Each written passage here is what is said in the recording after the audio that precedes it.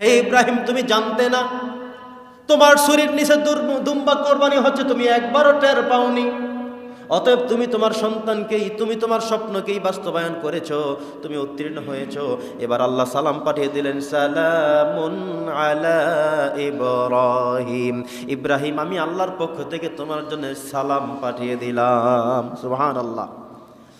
তৃতীয় নম্বর কথা হলো, কোরবানির মধ্য দিয়ে আমাদের আত্মশুদ্ধি হয়ে যায়, তাকওয়া পরীক্ষা হয়ে যায়, ঈমানের পরীক্ষা হয়ে যায়। কারণ আল্লাহ বলেছেন সূরাতুল হজ্জের 37 নম্বর আয়াতে যে আমি তোমাদের গোশত, তোমাদের রক্তগুলোর দিকে না তাকিয়ে বরং কার বিশ্বাসটা কেমন ছিল, ঈমানটা কেমন ছিল, দৃঢ়তা কত ছিল, মজবুতি কত ছিল, সেটার দিকেই শুধু আমি লক্ষ্য করেছি। অতএব টেনশনের কোনো কারণ নাই, ঈমানকে মজবুত নিয়ে কোরবানিতে অবতীর্ণ হতে হবে। বন্ধুগণ আমার, আমরা যারা কোরবানি দেওয়ার সিদ্ধান্ত নিয়েছি, একবারও মুখ থেকে কথা বলবো না গোশত কম হবে বেশি হবে, কম টাকায় দিলে কম হবে, বেশি টাকায় দিলে বেশি পাওয়া যাবে, এত কম গোশত হবে না, চলবে না, এ সমস্ত কথা বলার কোনো সুযোগ নাই। বরং কোরবানি দেব আল্লাহর জন্যে, গোশতটার বন্টন নীতি কেমন হবে আমরা সামনেই সেগুলো আপনাদেরকে বলে দেব।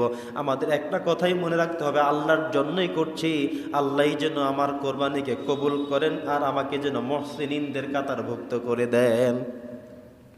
বন্ধুগণ আমার, চতুর্থ নম্বরের গুরুত্ব হলো আমাদের অর্থের মধ্যে, আমাদের টাকা পয়সার মধ্যে, আমাদের ইনকামের মধ্যে গরিবের জন্য একটা হক আছে।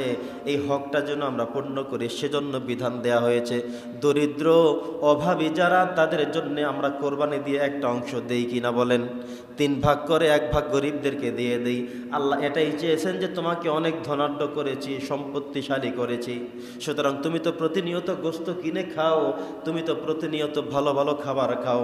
এই একটি দিন ইয়াউমুন নাহারে, ইয়াউমুল উদহিয়া আমি দিয়ে দিলাম, কোরবানির ঈদ দিয়ে দিলাম, সেদিন তুমি কোরবানি করে গরিব অসহায় মিসকিনদেরকে একটা অংশ তুমি দিয়ে দিবে, যাতে করে তারা খেয়ে দে আমি আল্লাহর নৈকট্য হাসিল করতে পারে, তোমাদের জন্য দোয়া করতে পারে, তোমাদের উপরে, তোমাদের অংশের মধ্যে, তোমাদের টাকা পয়সার মধ্যে, সম্পত্তির মধ্যে তাদেরও একটা অংশ আমি দিয়ে দিয়েছি। সুবহানাল্লাহ। এ কথা কেউ বলতে পারবেন না যে কোরবানি দেব আমি নিজে সম্পূর্ণ টাকা, আমার সব গোশত আমি বালতিতে ভরে বাড়িতে নিয়ে যাব। না, কোরবানের শিক্ষা হলো আপনি একটি অংশ গরিবদেরকে, অসহায়দেরকে আপনি দিয়ে দিবেন। এই অসহায়রা এই অংশ দেখে, এই অঙ্কটি তারা চিন্তা করে অবশ্যই তারা সেখান থেকে গ্রহণ করবেন।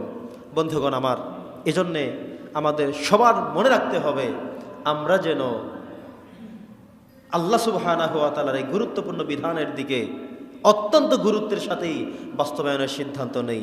যাদেরকে আল্লাহ তাআলা ধনাঢ্য করেছেন, যাদেরকে আল্লাহ তাআলা এবিলিটি সম্পন্ন করেছেন, আমরা যেন আল্লাহর কৃতজ্ঞতা প্রকাশ করি। সম্মানিত সুধী, ঈদুল আজহার এই দিনে আমাদের জন্যে কতিপয় গুরুত্বপূর্ণ বিধান আমরা আজকে জানবার চেষ্টা করব ইনশাআল্লাহ, যে বিষয়গুলো আমাদের অত্যন্ত বেশি প্রয়োজন, আমাদের জীবনের সাথে জড়িত, কোরবানের সাথে জড়িত।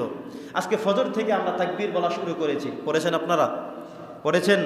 যারা পড়েননি এখনও পড়ে নিতে পারেন। আল্লাহু আকবার, আল্লাহু আকবার, লা ইলাহা ইল্লাল্লাহু আল্লাহু আকবার, আল্লাহু আকবার, ওয়ালিল্লাহিল হামদ। 5 দিন পড়তে হবে। শুরু হলো আজকে ফজর, আজকে জুমাবার যাবে, শনিবার, রবিবার, সোমবার, মঙ্গলবার আসর পর্যন্ত এই তাকবীরে তাশরিক এগুলো আমরা পাঠ করতেই থাকবো। আনাচে কানাচে চতুর্দিকে প্রতিদিন প্রতি সালাতের শেষে ধ্বনিত হবে শুধুমাত্র আল্লাহু আকবার, আল্লাহু আকবার। কারণ কি? যে আমরা 3 দিন পর্যন্ত কোরবানিতে অংশগ্রহণ করেছি, 5 দিন আমরা একদিন আগে শুরু করলাম আর একদিন পরে আমরা গিয়ে শেষ করবো। এই কয়দিন পর্যন্ত আমরা শুধু তাকবীর ধ্বনি দেব। আল্লাহ যেন আমাদের সকলের পক্ষ থেকে কোরবানিগুলো, আমাদের জবাইগুলো, আমাদের উৎসর্গগুলোকে যেন আল্লাহ তাআলা কবুল করে নেন। পরে আল্লাহুম্মা আমিন।